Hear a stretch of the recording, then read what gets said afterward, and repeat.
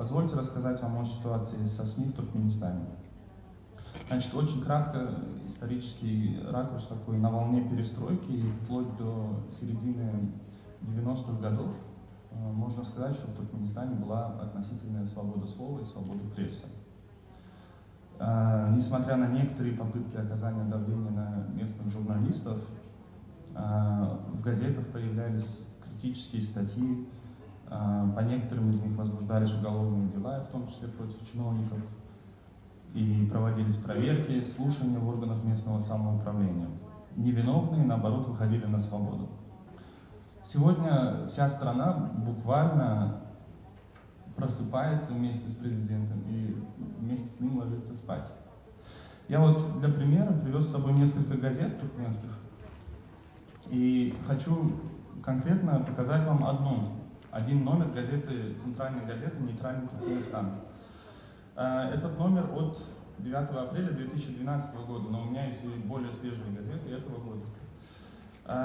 Обычно эта газета четырехполосная, формата А2, но именно этот номер за этот день он вышел на 8 полосах. И все потому, что в этот день в Туркменистане праздновался Международный день спорта, Всемирный день спорта. И вот просто покажу вам, что из себя представляет сегодня газета у нас. Не знаю, видно вам издалека или нет.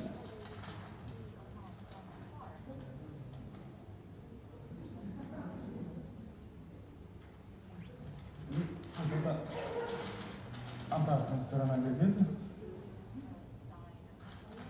Вот обычно она вот такого формата выходит, да, но они решили в этот день сделать дополнительный. Вот, пожалуйста.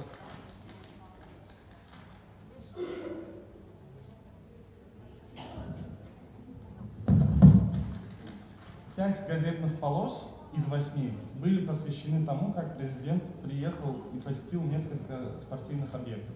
5 газетных полос. И вы видите, какого размера здесь фотографии. Я не поленился и посчитал, сколько раз из этих, вот в этом номере, сколько раз упоминается имя главы государства. Давайте вот такую с утра викторину проведем и попробуем узнать, да, кто будет ближе всех, я тому человеку подарю этот номер. 50, еще варианты. Сколько? 200, так. 85. 85. 199. На самом деле 144 раза. 144 раза и фотографии, видите сами какого размера.